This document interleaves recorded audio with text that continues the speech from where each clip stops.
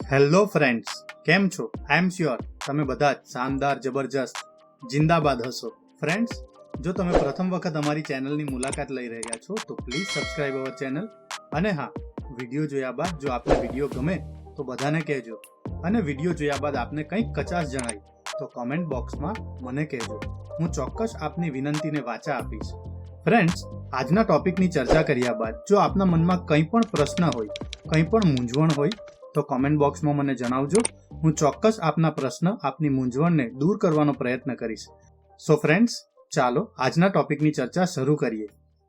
Friends, આજના વિડીયોમાં આપણે જોઈશું કઈ રીતે આપણે આપણી સ્થાવર અને જંગમ એટલે કે મૂવેબલ અને ઇમૂવેબલ પ્રોપર્ટીને કર્મયોગી પોર્ટલ પર અપલોડ કરીએ. સૌથી પહેલાં આપણે ગૂગલમાં જઈ કર્મયોગી પોર્ટલ આ કીવર્ડ ટાઈપ કરીશું. અહીં આ કીવર્ડ ટાઈપ કર્યા બાદ લોગિન HRMS પોર્ટલ આ ઓપ્શન જોવા મળશે. અહીં આ ઓપ્શન પર ક્લિક કરતાં આપણને 3 ઓપ્શન બીજા જોવા મળશે: HRPN, મોબાઈલ, ઈમેલ. અહીં આપણે આ 3 ઓપ્શન વડે કર્મયોગી પોર્ટલમાં લોગિન કરી શકીશું. અહીં આપણે HR પિન અને પાસવર્ડ ટાઈપ કરીશું. પાસવર્ડ ટાઈપ કર્યા બાદ કેપ્ચા કોડ એન્ટર કરીશું અને ત્યારબાદ TOTPની બદલે OTP ઓપ્શન પર ક્લિક કરી સેન્ડ OTP આ બટન પર ક્લિક કરીશું, જેથી આપણા જે તે રજિસ્ટર મોબાઈલ નંબર પર OTP આવી જશે. આ OTP આપણે અહીં એન્ટર OTP વાળા બોક્સમાં ટાઈપ કરીશું અને ત્યારબાદ લોગિન બટન પર ક્લિક કરીશું. લોગિન બટન પર ક્લિક કરતાં આપણે આપણા હોમ પેજ પર પહોંચી જઈશું. અહીં હોમ પેજ પર પહોંચ્યા બાદ આપણને 4 ટેબ જોવા મળશે.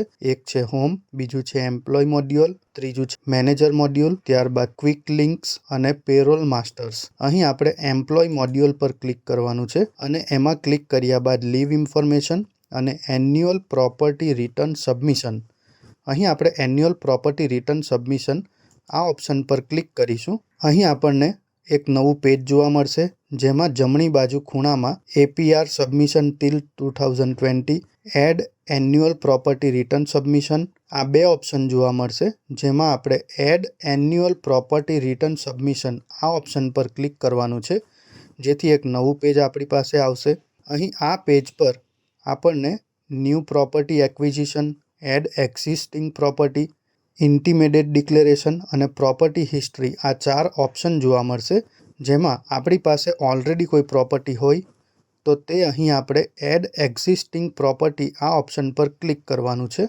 અહીં આ ઓપ્શન પર ક્લિક કરતાં આપણને સૌથી પહેલાં આપણી બેઝિક ડિટેલ્સ જોવા મળશે. ત્યારબાદ ફોર્મ ટાઈપ એટલે કે મૂવેબલ ઓર ઇમૂવેબલ.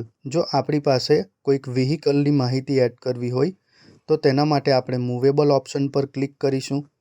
અહીં મૂવેબલ ઓપ્શન પર ક્લિક કર્યા બાદ ટાઈપ ઓફ પ્રોપર્ટી, તો અહીં આપણે 2 વ્હીલર્સ અથવા 4 વ્હીલર્સ આ બેમાંથી કોઈ એક ઓપ્શન પર ક્લિક કરીશું. ત્યારબાદ પર્પઝ, તો અહીં પર્પઝમાં આપણે પોસ્ટ ટ્રાન્ઝેક્શન ડિક્લેરેશન આ ઓપ્શન પર ક્લિક કરીશું. ત્યારબાદ એકચ્યુઅલ એટલે કે એકચ્યુઅલ ઓર પ્રપોઝડ એક્વિઝિશન ડેટ, મતલબ કે જે તારીખે આપણે વ્હીકલ ખરીદ્યું હોય તે તારીખ અહીં સેટ કરીશું. ત્યારબાદ મોડ ઓફ એક્વિઝિશનમાં આપણે પરચેઝ એડ કરીશું. ત્યારબાદ ડિસ્ક્રિપ્શન ઓફ પ્રોપર્ટી એટલે કે અહીં ડિસ્ક્રિપ્શનમાં આપણે આપણા જે તે મોડલનું નામ લખીશું. ત્યારબાદ model of property where it is necessary એટલે કે અહીં આપણે આપણી ગાડીનો નંબર એડ કરી દઈશું. ત્યારબાદ અહીં પરચેઝ પ્રાઇસમાં આપણે આપણી જે તે વ્હીકલ હોય તેની પરચેઝ પ્રાઇસ એડ કરવાની છે. પરચેઝ પ્રાઇસ એડ કર્યા બાદ સોર્સ ઓફ ફાઇનાન્સમાં આપણે સેલરી ઇન્કમ લખી દઈશું અને અધર સોર્સમાં આપણે નન એડ કરી દઈશું.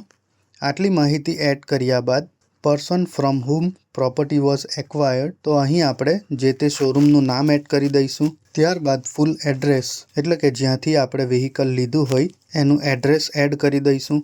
ત્યારબાદ રિલેશનમાં આપણે નન એડ કરી દઈશું અને ત્યારબાદ પ્લેસમાં આપણે જે તે ડિસ્ટ્રિક્ટ એડ કરી દઈશું. અને અહીં you can drag and drop your files here from property attachment image PDF with maximum 10 MB in size એટલે કે અહીં આપણે જે તે પ્રોપર્ટીની આપણી પાસે બિલ અથવા ચલાન હોય તો એ બિલ અથવા તો ચલાન અહીં આપણે એડ કરી દેવાનું છે. અને ત્યારબાદ જો કમેન્ટ હોય તો કમેન્ટ એડ કરવાના છે. જો ન હોય તો નો કમેન્ટ આ ઓપ્શન ટાઈપ કરીને નીચે આખી બાંહેધરી પર ટિક કરીને સબમિટ બટન પર ક્લિક કરવાનું છે. સબમિટ બટન પર ક્લિક કર્યા બાદ આપણને આર યુ શ્યોરનો એક મેસેજ આવશે, જેમાં આપણે યસ પર ક્લિક કરી આપણી જે તે મૂવેબલ પ્રોપર્ટીને એડ કરી શકીશું. આ રીતે આપણી પાસે જે તે પ્રોપર્ટી હોય તે અહીં એડ કરવાની છે. જો આપણી પાસે એક કરતાં વધારે વ્હીકલ હોય તો ફરીથી આપણે એડ એક્ઝિસ્ટિંગ પ્રોપર્ટી આ ઓપ્શન પર ક્લિક કરીશું, જ્યાં ફરીથી આપણે મૂવેબલ ઓપ્શન પર ક્લિક કરીશું. ત્યારબાદ જે તે વ્હીકલની માહિતી આપણે એડ કરીશું. તો અહીં આપણે જે તે વ્હીકલની ફૂલ ડિટેલ એડ કર્યા બાદ સબમિટ બટન પર ક્લિક કરીશું અને ત્યારબાદ યસ બટન પર ક્લિક કરતાં આપણે આપણી પ્રોપર્ટીને એડ કરી દઈશું.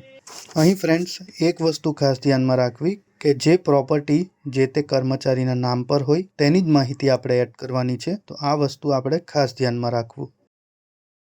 જો આના સિવાય આપણે કોઈક ઘરની પ્રોપર્ટી અહીં એડ કરવી હોય તો અહીં આપણે ઇમૂવેબલ ઓપ્શન પર ક્લિક કરીશું. ઇમૂવેબલ ઓપ્શન પર ક્લિક કર્યા બાદ ટાઈપ ઓફ પ્રોપર્ટીમાં apartment, land with residential building, land with commercial building, commercial shop, આ તમામ ઓપ્શનમાંથી આપણે જે તે ઓપ્શન પર ક્લિક કરવાનું છે. ત્યારબાદ પર્પઝ, તો અહીં પોસ્ટ ટ્રાન્ઝેક્શન ડિક્લેરેશન બતાવવાનું છે. ત્યારબાદ જે તે પ્રોપર્ટી આપણે જે સમયે ખરીદી હોય તેની તારીખ બતાવવાની છે. ત્યારબાદ સિલેક્ટ મોડ ઓફ એક્વિઝિશનમાં પરચેઝ બતાવવાનું છે. ત્યારબાદ ડિસ્ક્રિપ્શન ઓફ પ્રોપર્ટીમાં આપણે જે કોઈ ઘર લીધું હોય એટલે કે 2 BHK, 3 BHK તે અહીં આપણે બતાવીશું. ત્યારબાદ વેધર ફ્રી હોલ્ડ ઓર લીઝ હોલ્ડ, એટલે કે જો આપણે જાતે રહેતા હોય તો આપણે ફ્રી હોલ્ડ પર ટાઈપ કરવાનું છે. જો આપણે રેન્ટ પર આપી હોય તો લીઝ હોલ્ડ પર ટિક કરીશું.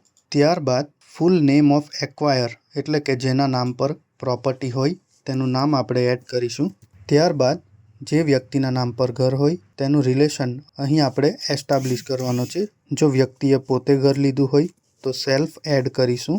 જો આપણા ફેમિલી મેમ્બર્સનું હોય તો તે પણ અહીં આપણે બતાવી શકીએ. ત્યારબાદ share of acquire in property, એટલે કે અહીં આપણે આપણી 9 લાખ વાર્ષિક આવક બતાવવાની છે.